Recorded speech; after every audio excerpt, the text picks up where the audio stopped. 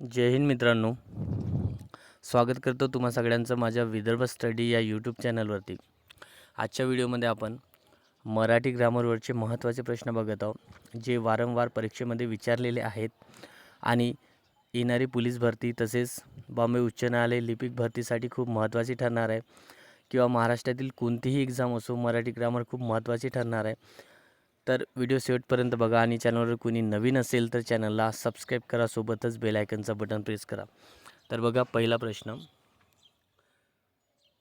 उद्या सकाळी रमेश मळ्यात जाणार आहे, या वाक्यातील उद्या हा शब्द काय आहे?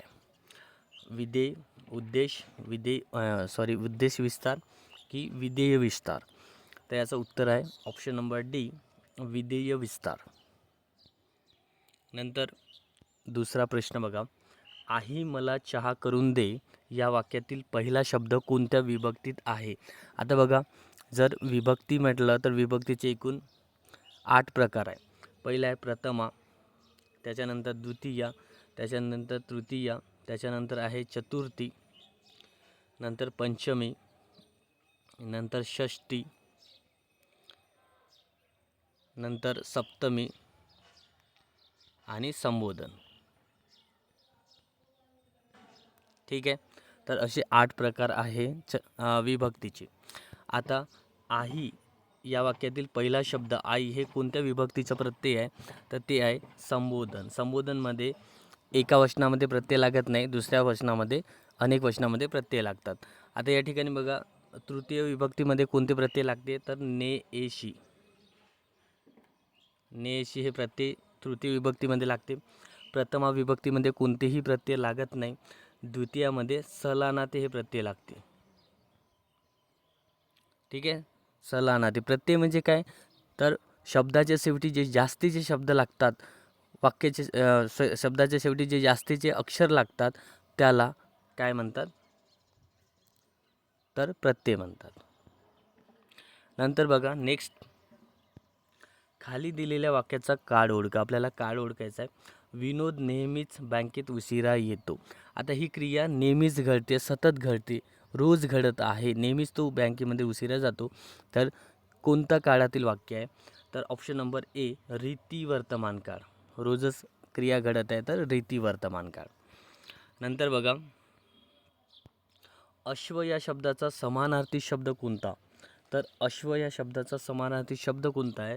तर ऑप्शन नंबर बी, तुरंगम. त्यानंतरचा प्रश्न आहे, पुढीलपैकी विरुद्धार्थी शब्दाची कोणती जोडी चुकीची आहे? चुकीची जोडी आपल्याला ओळखायची आहे. आजी आजोबा, ताजा शिळा, क्षम्य अक्षम्य, निर्भय भित्रा. तर बघा, यामधील चुकीची जोडी आपल्याला ओळखायचं आहे. ऑप्शन नंबर ए, आजी आजोबा हे चुकीचं आहे. कारण इथे विरुद्धार्थी शब्द दिलेला आहे आणि इथे आजी आजोबा हे स्त्रीलिंग पुल्लिंग हे आहे. ठीक आहे. नंतर बघा नेक्स्ट, विशेष नाम हे रिकामी जागा असते. तर विशेष नाम हे काय असते? विशेष नाम कोणाचं असते? तर विशेष नाम म्हणजे काय? जर एखाद्या व्यक्तीचं विशेष नाम, जसं राकेश हे काय झालं? व्यक्तीचं विशेष नाम झालं. तर ते एक व्यक्तिवाचक नाम असते. काय असते? व्यक्तिवाचक. नंतरचा प्रश्न बघा विद्यार्थ्यांनो, फारसी उपसर्ग लागून तयार झालेला शब्द पर्यायातून निवडा. आता फारसी उपसर्ग लागून, उपसर्ग म्हणजे काय? तर वाक्याच्या पहिले जे जास्तीचे अक्षर लागतात, जास्तीचे शब्द लागतो, त्याला आपण काय म्हणतो? उपसर्ग म्हणतो. ठीक आहे, तर या ठिकाणी बघा, उपसर्ग फारसी भाषेतील गैरहजर काय आहे? फारसी भाषेतील उपसर्ग आहे. नंतरचा प्रश्न बघा, लवकर राग येणाऱ्या व्यक्तीसाठी खालीलपैकी कोणत्या वाक्यप्रचार वापरता येईल? आता ज्याला लवकर राग येतो त्याच्यासाठी काय म्हणता येईल बघा, डोक्यात राग असणे, नाकाला मिरच्या झोंबणे, नाकावर राग असणे, डोक्यात मुंग्यांचे वारूड असणे. तर ज्याला लवकर राग येतो त्याच्यासाठी वाक्यप्रचार कोणता आहे? तर नाकावर राग असणे. ठीक आहे. नेक्स्ट बघा, त्यानंतर आहे, आंबाचा मुलगा वाड्यातून बाहेर आला. ठीक आहे, खालील कोणता शब्द पंचमी विभक्तीचे प्रत्यय घेऊन वाक्यात आलेला आहे? आता बघा, पंचमी विभक्तीचे मी आताच प्रकार सांगितले. पंचमी विभक्तीमध्ये कोणती प्रत्यय लागते? तर ऊन आणि हुन. ठीक आहे, ऊन आणि हुन हे प्रत्यय पंचमी विभक्तीमध्ये लागते. तर वाड्यातून या ठिकाणी काय दिसत आहे? वाड्यातून याला कोणत्या शब्दाला पंचमी विभक्तीचे प्रत्यय लागलेले आहे? तर वाड्याला तून हे प्रत्यय लागलेले आहे. तर ऊन आणि हुन हे प्रत्यय पंचमी विभक्तीचे आहे, हे लक्षात ठेवायचं. नंतर बघा, तुमचा आदेश माझ्या लक्षात आहे या वाक्याचे नकारार्थी वाक्य करा. आता नकारार्थी वाक्य करताना वाक्याचा अर्थ न बदलता ते आपल्याला करायचं आहे. नकारार्थी करायचं आहे तर तुमचा आदेश मी विसरलेलो नाही. बघा, पहिलंच ऑप्शन आपलं बरोबर आहे, म्हणजेच काय आहे, आपल्या लक्षात आहे तो. नंतरचा प्रश्न आहे बघा, उपसर्ग घटित शब्दाचा प्रत्यय गट ओळखा. उपसर्ग शब्द म्हणजे काय? जे शब्दाला जास्तीचे शब्द लागतात पहिले, शब्दाच्या पहिले, त्याला उपसर्ग म्हणतात. तर या बघा, न्याय या ठिकाणी न्याय हा मूळ शब्द आहे. अपराध, पराध हा मूळ शब्द आहे. याला अ हे प्रत्यय लागलेला आहे आणि याला सुद्धा अ हा प्रत्यय लागलेला आहे. म्हणून ऑप्शन नंबर ए हे आपले उपसर्ग घटित शब्दाचा गट आहे. नंतर बघा, त्यानंतरचा प्रश्न बघा विद्यार्थ्यांनो, मुलांच्या भविष्याची चिंता नको का? या प्रश्नार्थक मुलांच्या भविष्याची चिंता नको का या प्रश्नार्थक वाक्याचे विधानार्थी वाक्यात रूपांतर करा. तर बघा, मुलांच्या भविष्याची चिंता करायला हवी, मुलांच्या भविष्याची चिंता नको का, मुलांच्या भविष्याची काळजी घ्यायला नको का, आणि मुलांच्या भविष्याची काळजी कोण करतो? तर या वाक्यातील ऑप्शन नंबर ए आपलं बरोबर आहे. मुलांच्या भविष्याची चिंता करायला हवी. ठीक आहे. नंतरचा प्रश्न बघा, समान अर्थछटा नसलेला पर्याय निवडा. समान अर्थछटा म्हणजे समान अर्थछटा नसलेला पर्याय आपल्याला निवडायचा आहे. या ठिकाणी बघा, अबोल वाचाळ, क्रीडा मनोरंजन, खजिना म्हणजेच भांडार, अभ्यास परिपाठ, समान अर्थ. तर या ठिकाणी ऑप्शन नंबर ए आपल्याला वेगळा दिसत आहे, अबोल वाचाळ. तर आपलं उत्तर काय झालं? Option number A. त्यानंतर बघा, नेक्स्ट आहे, अतिशय रागीट माणसासाठी खालीलपैकी कोणता अलंकारिक शब्द आहे? तर अतिशय रागीट म्हणजे काय? त्याला आपण काय म्हणतो? जमदग्नीचा अवतार, बृहस्पती, सरपट पंजरी, खूप मंडूक. तर ऑप्शन नंबर ए या ठिकाणी आपलं बरोबर उत्तर आहे. त्यानंतर बघा, नेक्स्ट, तो उठला आणि रागाने घराबाहेर गेला. या वाक्यातील उभयन्वयी अवयव कोणत्या प्रकारचे आहे? तो उठला आणि रागाने घरी गेला. तर ते आहे समुच्चय बोधक. नंतरचा प्रश्न बघा, सूर्यापेक्षाही जास्त तेज माझ्या राजाचे. आता या वाक्यामध्ये अलंकार आपल्याला ओळखायचा आहे.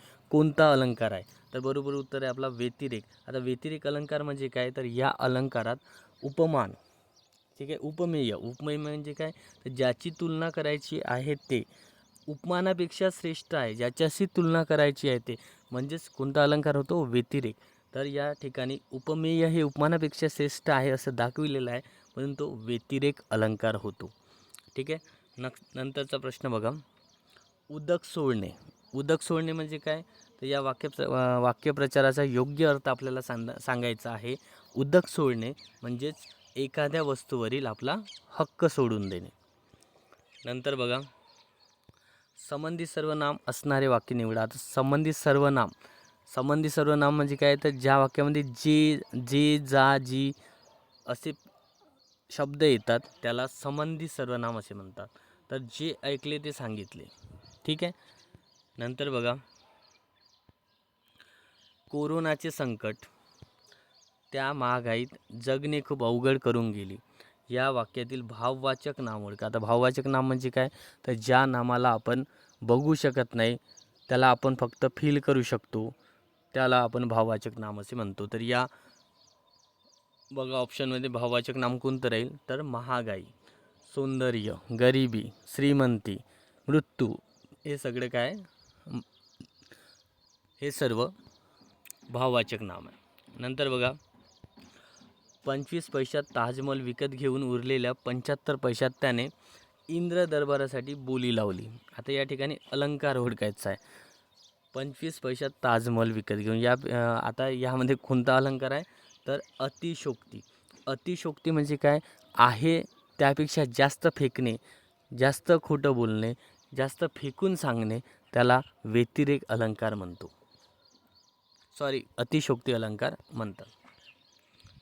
नंतरचा प्रश्न बघा आमच्या शेजारचा रघु म्हणजे जणू काही जगत सेठ.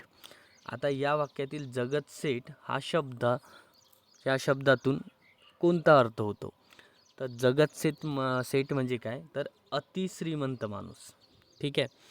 त्यानंतर नेक्स्ट बघा षष्टी विभक्तीचा प्रत्यय लावलेला शब्द निवडा. षष्टी विभक्तीमध्ये चा, ची आणि चे हे प्रत्यय लागतात, लक्षात ठेवायचं.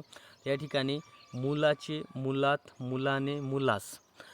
तर चे हा ऑप्शन ए मध्ये दिसत आहे, म्हणजेच हा षष्टी विभक्तीचा प्रत्यय आहे.